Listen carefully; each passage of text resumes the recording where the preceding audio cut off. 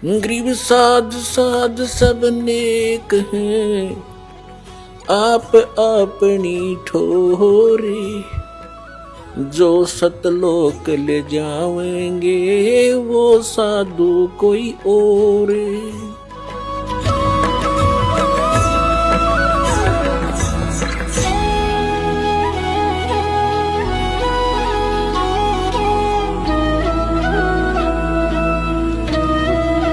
उसके लिए थोड़ा प्रमाण देते हैं कि ब्रह्मा विष्णु महेश अजर अमर नहीं है, इनकी जन्म मृत्यु होती है, इनके माता पिता हैं। और आज तक पवित्र हिंदू समाज को जो हमारे अन्य प्राणियों की योनियों में डलवाकर उनको महादुखी करवा दिया। तो नीम हकीम थे, वो गुरु नहीं थे, उनके पास सत्संग नहीं था। देखिएगा श्री मद देवी भागवत सचित्र हिंदी टीका सहित गीता प्रेस गोरखपुर से प्रकाशित है।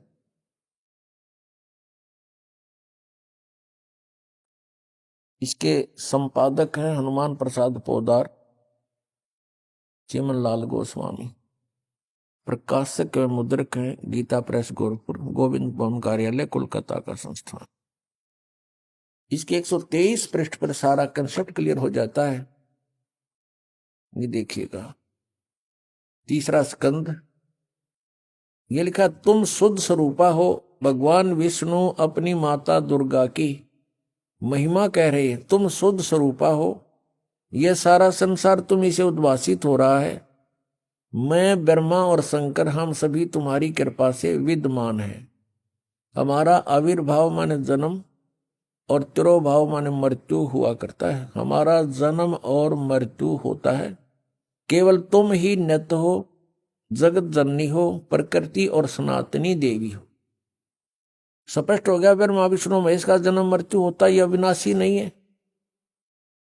और दुर्गा को प्रकृति भी कहते हैं, यह भी याद रखना। भगवान शंकर बोले देवी यदि महाभाग विष्णु तुम्ही से प्रकट हुए हैं तो उनके बाद उत्पन्न होने वाले ब्रह्मा भी तुम्हारे बालक हुए, फिर मैं तमोगुणी लीला करने वाला शंकर क्या तुम्हारी संतान नहीं हुआ? अर्थात मुझे भी उत्पन्न करने वाली तुम ही हो शिवे। संपूर्ण संसार की सृष्टि करने में तुम बड़ी चतुर हो।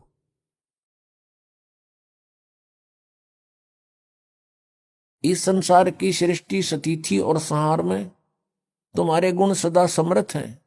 उन्हीं तीनों गुणों से उत्पन्न हम ब्रह्मा विष्णु एवं शंकर नियमानुसार कार्य में तत्पर रहते। हमारे सदग्रंथ बता रहे हैं कि ब्रह्मा विष्णु महेश जी ये नासवान है, इनकी जन्म मृत्यु होती है, ये इनकी नु समझो जीवन चरित्र है इन भगवानों का।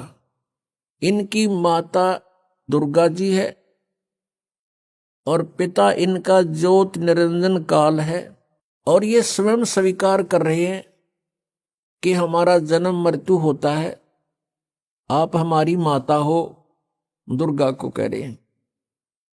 इस श्रीमद देवी भागवत यानी देवी पुराण ने स्पष्ट कर दिया।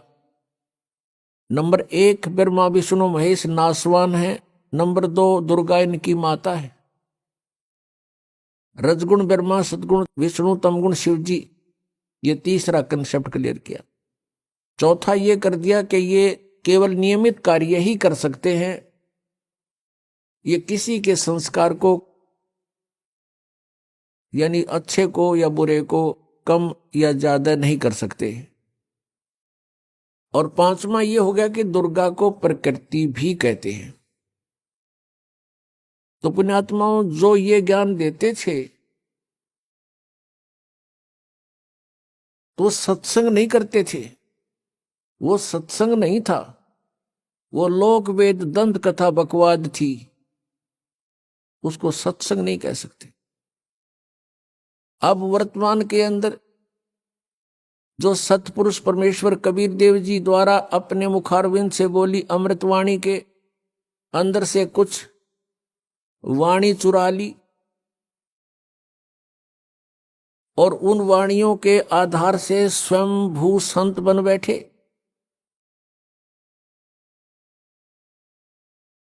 हल्दी की गांठ से पंसारी बन गए वो, और उनको कख का पता नहीं, सतलोक सचखंड की बातें करते हैं। ये कौन से पंथ हैं? राधा स्वामी पंथ। इसकी सभी शाखाएं, इनके पास कख भी नहीं है, कोरा अज्ञान भरे हुए हैं, जनता को बर्बाद कर रहे हैं। सत्कर मानना पुण्यात्माओं। दास का उद्देश्य है कि सच्चाई को जनसाधारण के रूबरू करूं, ताकि इन अज्ञानियों से पीछा छूटे, जिन्होंने अपना जीवन अपना भी नाश कर लिया और आपके लिए भी उबाधक बने हुए हैं।